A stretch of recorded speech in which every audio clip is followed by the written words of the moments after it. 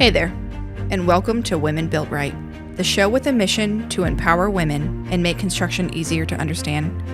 I'm your host, Sunny Roten, and with my co-host, Ashley Berg, we'll explore different topics on building and construction. Each week, we'll sit down with incredible women who are paving the way and sharing their stories as they build careers and break barriers in today's world. Whether you're a longtime fan or a first-time listener, you're in for an exciting ride, diving deep into the mystical world of construction and supporting women along the way. So sit back, grab your coffee, and put on your hard hat as we break it all down. Let's get started. Hey, and welcome to Women Built Right, the show with a mission to empower women and make construction more accessible. I'm your host, Sunny Roten, here with co-host Ashley Berg. In today's episode, we're going to discuss the ins and outs of financing for construction. Towards the end of the episode, we'll also introduce our first woman built right, Erin Bradshaw, a truck driver and a mom of 2 girls. Be sure to listen all the way through to hear her story. Since this is our first episode, I'd like to tell a little bit about myself and Ashley so you can get to know who we are. I'm Sunny. I own a construction company called Magnolia River Builders. My company does ground-up construction, remodels, and additions for residential and commercial. I've been in construction for 10 years, have my bachelor's degree in construction management, and my Florida building contractor's license. I'm also a mom of a 17-year-old son and a 6-year-old girl. This is Ashley, and I'll let her introduce herself. I'm Ashley. I am a move coordinator for a logistics company. We move the military from duty station to duty station. I also have a bachelor's degree in criminal justice. I'm also a mom of a 19-year-old son and a 14-year-old girl. Awesome. So we're going to get started on the topic, ground-up construction. Obviously, the first thing you're going to do when you are thinking about building is to start with a pre-approval. So in order to do that, you need to reach out to a few different lenders and kind of find out about what's the benefit of each lender, decide which one's going to be right for you. Is that similar to the process of buying like an actual house, like one that's already built? Yeah. Okay. So each lender is going to tell you what makes them different from the other ones, what their process is like, what they offer, because they're all going to have different products and interest rates and everything. You'll need to start there to figure out what you can afford so that you know what to do from there as far as setting your budget and stuff. And then you'll work with your contractor to figure out what you can build for that budget. Another thing with the lenders is finding out what the upfront costs will be. Just like buying a normal house with construction, there's going to be closing costs and down payments and deposits and all kinds of stuff that you have to think about before you start the process. Do you get specials? Like I know sometimes they have first-time buyers deals with buying a regular house. You can still get that even though you're doing new construction or remodel. Okay. Yeah, there's all kinds of stuff that's what I'm saying. Like you need to talk with different lenders about your specific situation, because if you're a first-time home buyer or you're buying, and you can do a USDA loan, you can get a discount on, not a discount, but you can get a lower down payment or no down payment, a lower interest rate. So you really need to talk through the specifics with the lender and figure out what's going to work for you. And then as far as finding which lenders you should talk to, it's a good idea to talk to the contractor that you're thinking about using, or if you've already, figured out who you're going to use as your contractor, and figure out who they recommend as a lender, because they usually have a lot of experience with it. The lender has good product, if they're good to work with, all kinds of different things. If you don't know a contractor yet, talk to your friends, especially if somebody's already built before. They may have like a preferred lender or something like that. You can count on, social media's got everybody's got an opinion on social media. So, yeah. And then after that, you're going to need land. So there's essentially 3 ways to buy land, 3 ways to get land. So if you already have land or somebody gives you land or something and, there's no cost at that point. You just have the land, which is nice because you can use that full value of the land towards your down payment for the construction and perm loan. Oh, kind of like collateral type thing? That's exactly what it is. Collateral. Okay. Yeah. You could do a HELOC, home equity line of credit, on your existing house towards a down payment, which is good because then you're not trying to come up with money out of your savings or anything like that. It's just using the equity that you have in your current house to go towards the new house, the down payment on the new house. Mm-hmm. And then once construction's done, you're selling your house. You're going to and you kind of get that use back. Whatever you sold your house for, you're going to use that towards paying off that HELOC loan. And then there's lot loans. So typically the down payment for a lot is going to be higher than it is for traditional mortgage or construction and perm loan. Why is that? I think it's because it's dirt and there's not as much value as a house. Okay. You know what I mean? And so you need to put more down just because they're taking a bigger risk. And then there's going to be closing costs if you do a lot loan. Would it be considered like a second mortgage? Like you buy the land and you have its own mortgage, and then you're buying the house or building the house and that has its own mortgage? So what'll happen is you'll do a lot loan. Okay. Right. And so that'll become a loan by itself, and you'll do closing costs and a down payment and everything for it. When you sign your contract with your builder and you have all the costs and you go to do a construction to perm loan, they refinance that lot loan into the construction loan. So it builds it into one. Yes. Oh, that's nice. You've gotten rid of the second lot loan. It just goes into your construction loan. Okay. And so with a construction to perm loan, it's a short-term loan that gets rolled into a long-term mortgage loan later on. It is usually a one-time closing. So you'll close upfront before construction begins. And the way it'll work is which is nice, because then you only have one set of closing costs and you won't have to like close up front and then close at the end and have more closing costs. It's a lot easier. And then you'll only pay interest on the amount that's been drawn by your builder. So instead of saying, okay, I have a construction to perm loan for $500,000 and paying interest on that with interest the entire time you're building, let's just say you're starting out at the beginning and your foundation and your framing is done. Your builder's going to take a draw for $40,000 as an example. You're paying interest only, so not the principal, for the $40,000. And then when the builder takes the next draw, then let's just say he takes another draw for 40 or 50, whatever. Then the total that's been drawn up to date, that's what you're paying interest on. So your payment's going up as construction goes up, or as construction goes on. But it's helpful that you're not paying everything all, every month altogether. So one thing to think about is when you do select a contractor or builder, they are going to ask you for a deposit. And that's to cover all the work they need to do up front. Permitting and stuff like that. Architectural plans, structural engineering, surveying, basically everything that they need to do to get it to permitting and start construction. Every builder is different. Most of the time you're going to see 10% as a deposit. So 10% of what your building cost is going to be. Okay. One thing that's good to know is whatever deposit you pay your builder goes towards your down payment on your construction to perm loan. So if your down payment on your construction to perm loan is 10% and you've already given your builder 10%, then you don't pay That's it. Yeah. Oh. Yeah. It's really nice. I like that. Yeah. And then, like I said before, once construction's done, your construction loan turns into a permanent loan. And at that point, you have a traditional mortgage and you'll get, whatever the interest rate is. And as a contractor, do you do that process or is that through the lender? Which process? The rolling into a permanent loan or a traditional mortgage. Okay, yeah. So the lender does all of that. Contractor's only role in this is requesting draws to build the house. Yeah.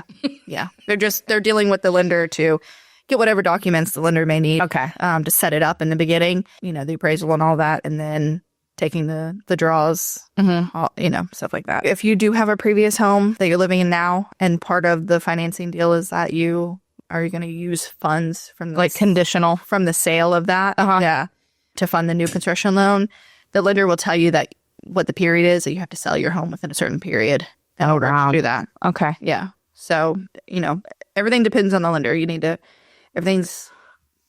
really depends on your situation. Spell it out for them. Yeah, your situation, your financing. And that's why it's good to talk to multiple lenders and figure out what's good for you.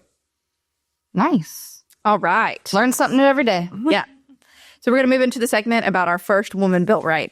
Our guest today is Erin Bradshaw. She's a truck driver in Jacksonville, Florida. And she loves the song Eastbound and Down way too much. And we should play that. And that's what I'm thinking I'm going to do, yeah. It's actually true. Yeah. No, I was going to That's my favorite movie. going to have an intro, and it was just going to be Eastbound and Down playing. Oh my God. Yeah. So, hey, Erin, thanks for joining us. Hi. Can you tell us a little bit about you? My name's Erin Bradshaw from Jacksonville, Florida, and I'm a mom of two. Got a 21-year-old and 18-year-old girls, and and I'm a truck driver. Nice. So, what's your reason for wanting to become a truck driver? I became a single mom and I needed to make more money. I needed a job that was going to bring in some real money, enough to be able to support my kids. So I had worked as a Amazon delivery driver, and that was fun. I actually enjoyed that job, and started thinking about getting my Class B when I was working in that job and taking it a step up, to a little bit bigger vehicles. And then I got my Class B permit, and then couldn't find anywhere to do my road test. So that kind of fizzled out. And then I became a medical courier. Wait, first, what's Class B? I was going to ask that too. Yeah, Class B is, it's not as driving trucks like a semi, where Class A is, you have your tractor and then you have your trailer. Yeah. So it's two separate things. With a Class B, it's a straight truck.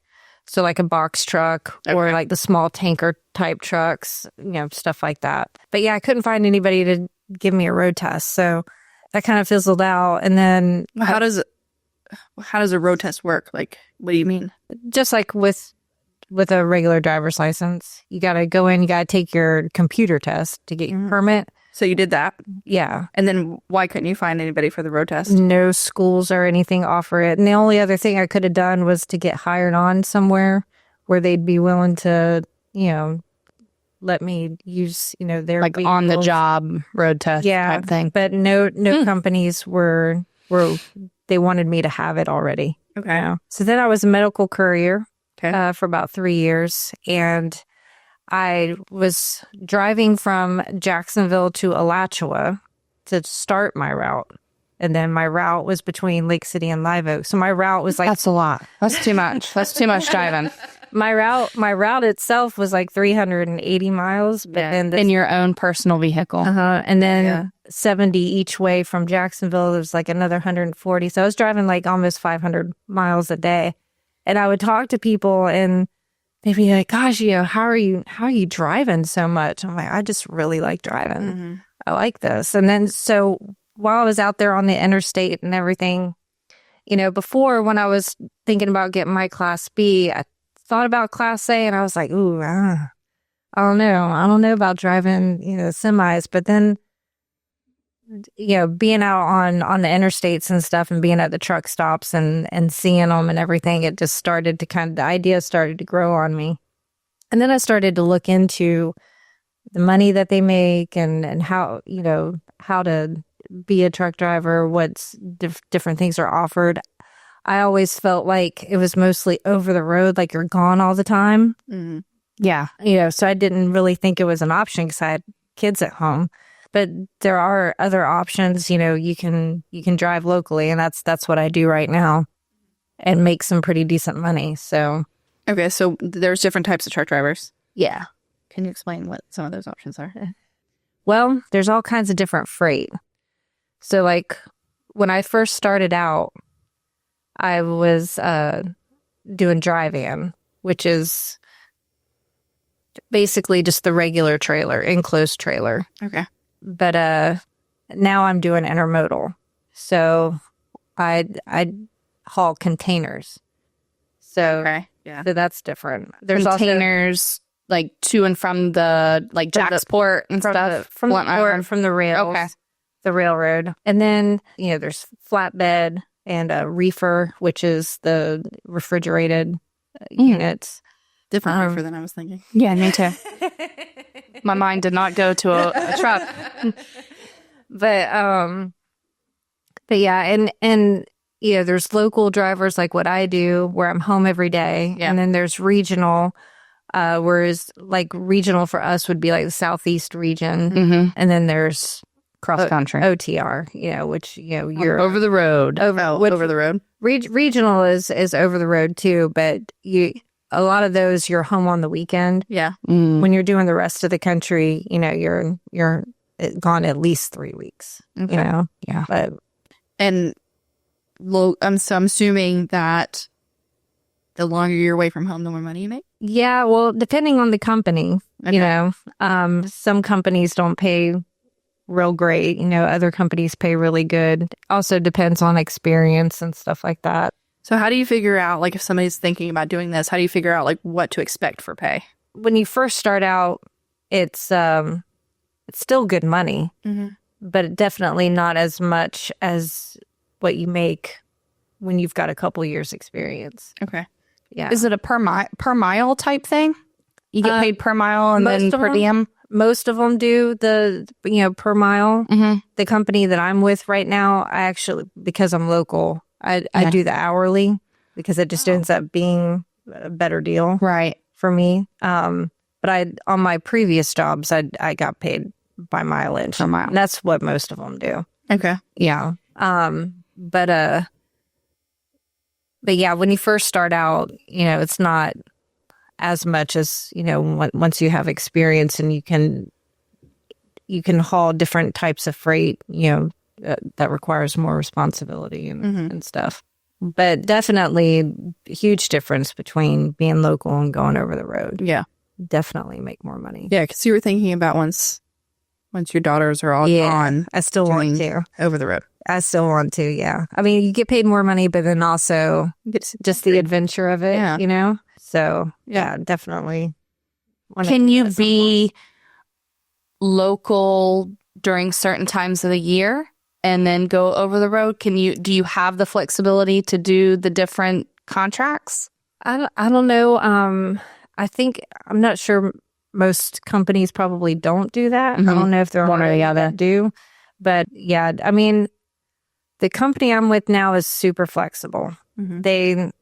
I pretty much set my own schedule. I can take time off when I need it, stuff like that. The company I was with before was not like that. It was a very hard, strict, set schedule. At specific time, I had to be there every day, and trying to get time off was difficult. Yeah. So it just depends on the company. Although from everyone that I talk to, my friends and stuff, people that I know that are drivers, it's more typical for companies to be like the one that I'm with now. Yeah. Where they do, allow you that flexibility. Now, if you're over the road, it's a different story. You're pretty much out. Mm-hmm. But I do know a couple of people that drive over the road, and they do get to come home. If they've got something going on, they can still schedule that, but it's a little more difficult. Yeah. So there's options to work for companies that provide a truck, and there's options to have you own your own truck. An owner operator. Yeah. Yeah. You can be a company driver, which is basically just being hired on with the company. And then some companies, depending on, if you're local or over the road, like me being local, I was a slip seat before where I had to share a truck. Mm. So I would drive it during the day and then somebody else would drive it at night. Okay. So that truck was literally on the road 24/7. constantly. Yeah. Oh, wow. And, you don't really get to pick who your slip seat is. Oh, boy. I had a couple bad experiences with that. That goes into my next We question. had to have a couple of conversations about, Yeah. how are we keeping this truck? Did you leave little sticky notes for each other? Like, don't touch this pretty or much. leave this? Gotcha. Well, could you try Pick up after yourself? Could you try to use the trash bag? Yeah. The last job I had a slip seat partner that liked to just throw, I guess he was driving and he'd be done with something and he'd just throw it. So I'd open the passenger side door to put my bag in there in the morning, and shit would fall everywhere. Yeah. Yeah.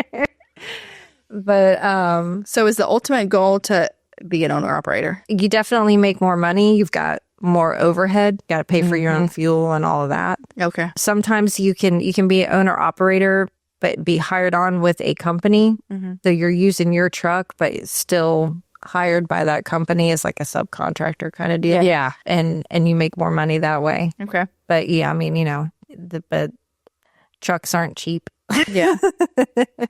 So what's it like now that you're doing it compared to what you thought it would be? I'm surprised at how comfortable I am with it and how I guess when I was in school, there's that thought of, when you see everybody else, the more experienced people or the teachers, driving the truck, and you're just like, man, they do that so easy, and you think that you're never going to be able to do that. Yeah.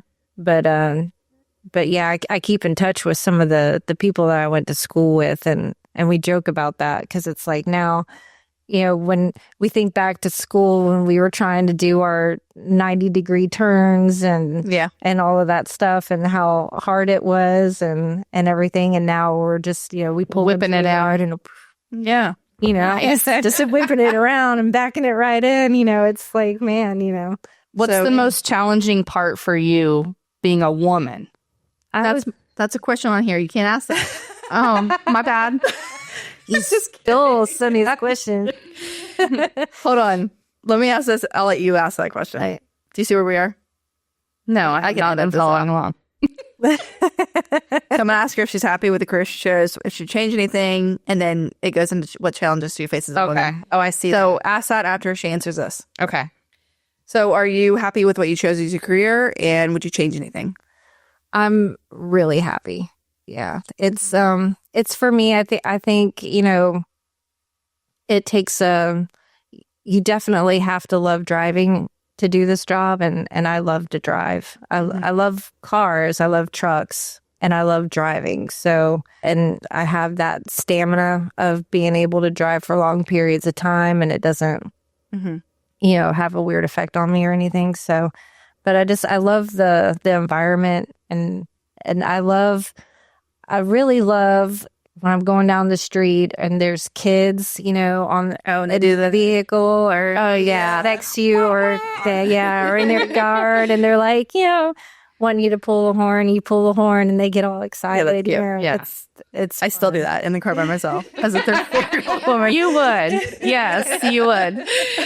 But yeah, and no, I wouldn't change anything. I mean, if anything, I would say maybe I would have done it sooner, but it happened for me like at just the right time. Right. Because I was a medical courier and ended up the account that I was on there it was mostly, I had gotten switched to a new account and it was mostly like COVID tests and stuff that I was transporting. And then that kind of started to fade away. There wasn't as many tests anymore. And the client ended up canceling the account. So the company that I worked for was like, well, your route's canceled. You have to wait for something else. They didn't have anything else to put me on. So I was like, well, I guess this is time to go to CDL school. Yeah. Because it was hard, when I was thinking about doing it, I wanted to do it, but you didn't have the time. You have to go to school for them, right? Yeah. And it's hard to work and go to that school at the same time. So I was like, how do I quit my job to go do it? I just couldn't do it. So my job made up my mind. Yeah. So, Do you have any questions?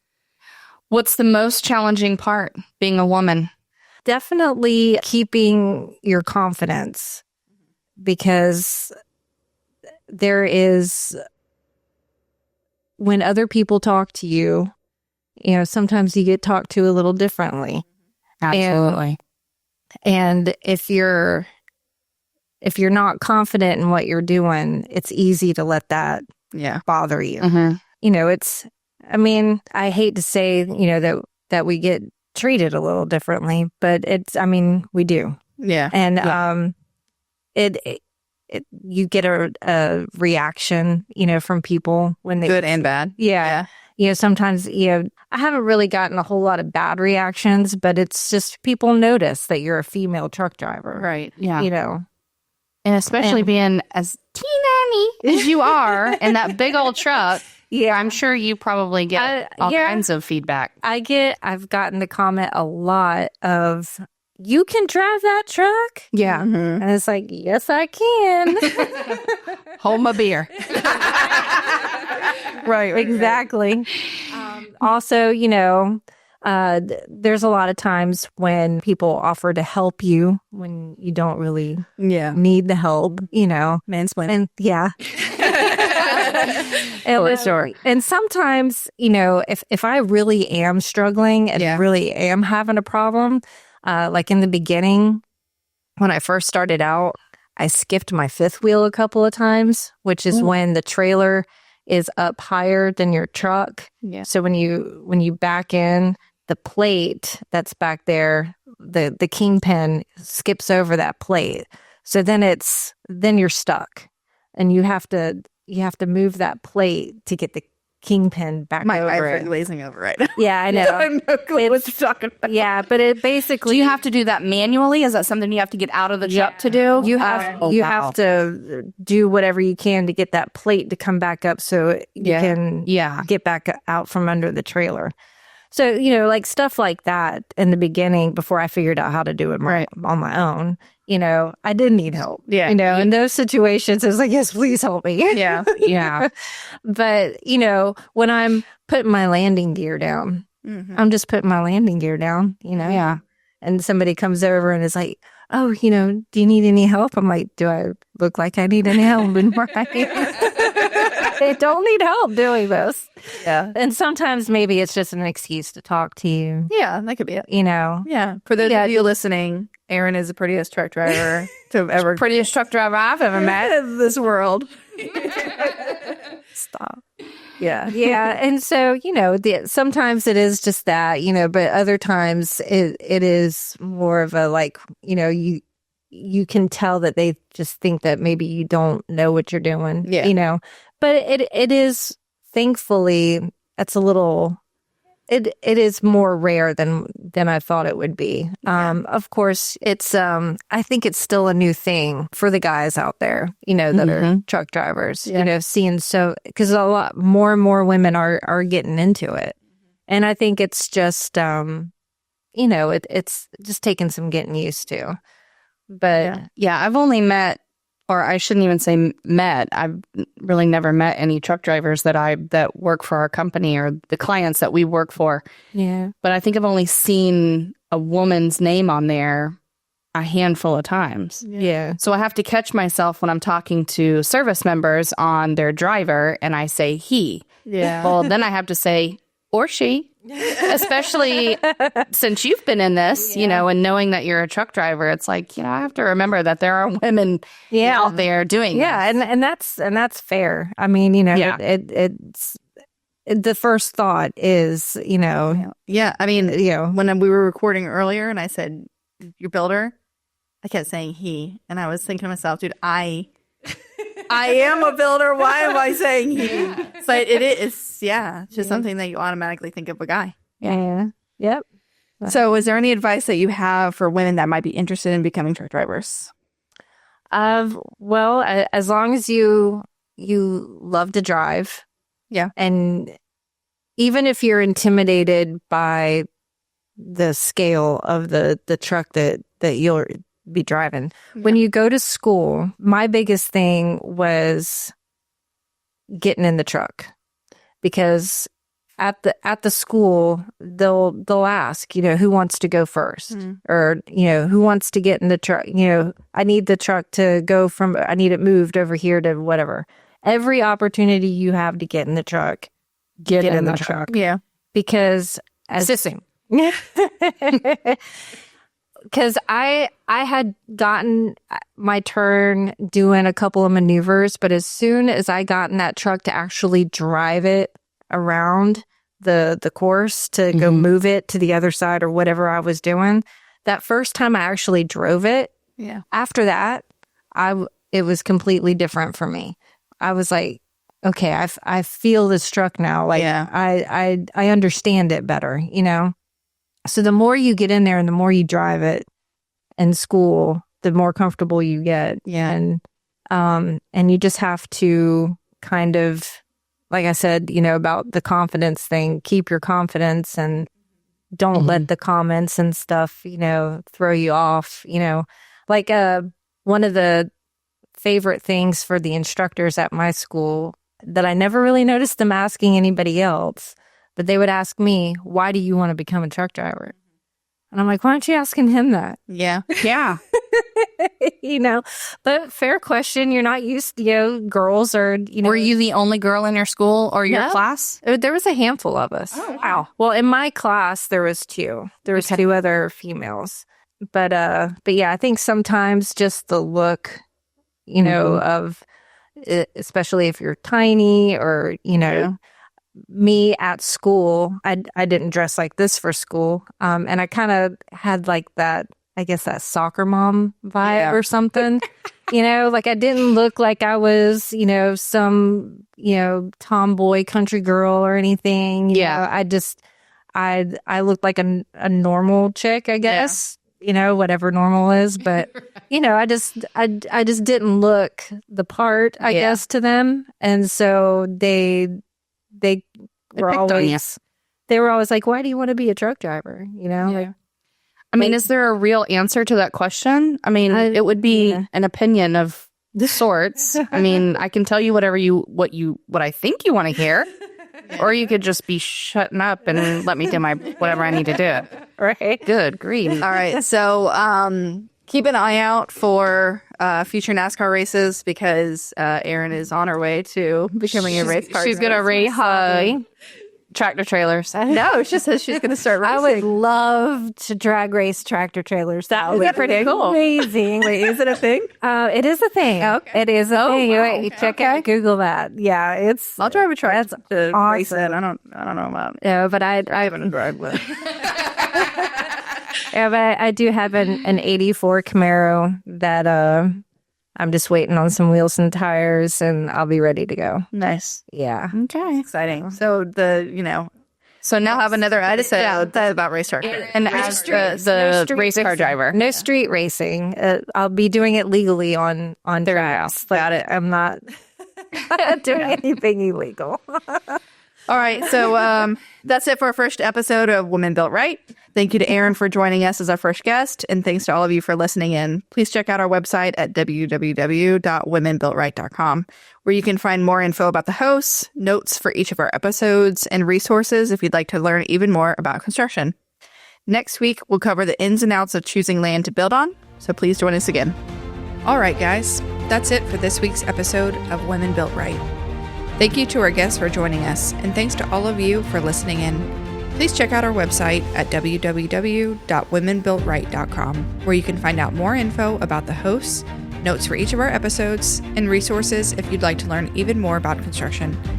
Next week, we'll cover another exciting topic on construction and meet another woman built right. So please join us again, and don't forget to subscribe.